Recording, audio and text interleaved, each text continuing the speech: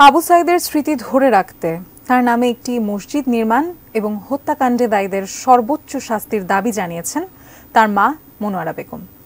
এটি নিউজের সঙ্গে এক আলাপচারিতায় প্রধানমন্ত্রীর কাছে তিনি এ দাবি জানান। প্রধানমন্ত্রীর সঙ্গে দেখা করে ফিরে আবু সাইদের বাবার দাবি, আর কোনো সন্তানকে যেন এভাবে জীবন দিতে না হয় তার জন্য উপযুক্ত পরিবেশ নিশ্চিত করতে হবে প্রধানমন্ত্রীকেই। সোহেল রানার ক্যামেরায় আরাফাত সিদ্দিকীর রিপোর্ট।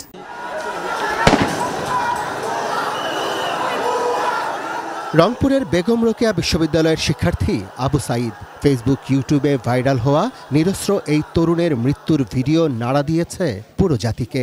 এইভাবে একটি তরুণ প্রাণের মৃত্যু মেনে নিতে পারেনি কোনো সুস্থ মস্তিষ্কের মানুষ। প্রধানমন্ত্রী শেখ হাসিনার আমন্ত্রণে তার সঙ্গে দেখা করতে রংপুর থেকে ঢাকায় এসেছিলেন আবু সাইদের পরিবার। রোববার দুপুরে গণভবন থেকে ফিরে উঠেছেন রাজধানীর একটি হোটেলে। সেখানেই এটিএন নিউজকে তারা জানান, নিজের উদাহরণ টেনে ভাইহারা বোন ও সন্তানহারা মা বাবাকে সান্ত্বনা দিয়েছেন সরকার প্রধান। সে সঙ্গে দোষীদের শাস্তি নিশ্চিত করার আশ্বাস দিয়েছেন তিনি।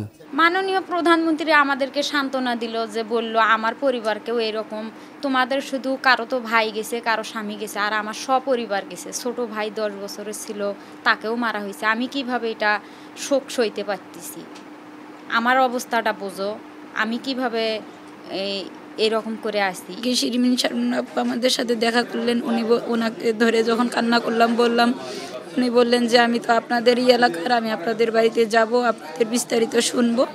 এই আশায় আমরা আশ্বস্ত হয়ে এখানে ফিরে আসলাম। আবু সাইদের পরিবারের সদস্যরা বলছেন, কোনো কিছুতেই একটি মৃত্যুর ক্ষতিপূরণ হয় না। তবে সারা দেশের মানুষ ও প্রধানমন্ত্রী যেভাবে সম্মান দেখিয়েছেন তাতে কৃতজ্ঞ তারা। সে সঙ্গে আর কোনো সম্ভাবনাময় প্রাণ যেন এভাবে ঝরে না পড়ে প্রধানমন্ত্রীর কাছে সেই দাবি আবু সাইদের বাবা ও পরিবারের সদস্যদের।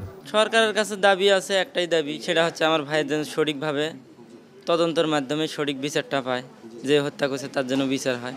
দ্বিতীয়ত হচ্ছে এই আন্দোলনে যেসব ছাত্ররা মারা গেছে তারা সকলেই যেন ন্যায় বিচার পায়। ওই যে যাই মারছে, যে ছেলে মারছে, পুলিশে মারছে, তার সূক্ষ্ম বিচার চাই, এই কথাই বলছি।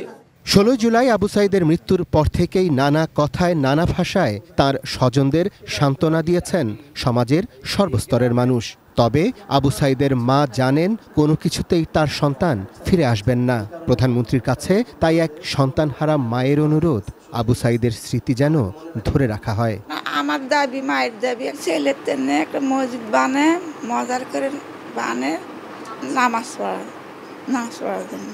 Arafat Siddiqui, ATN news, Dhaka.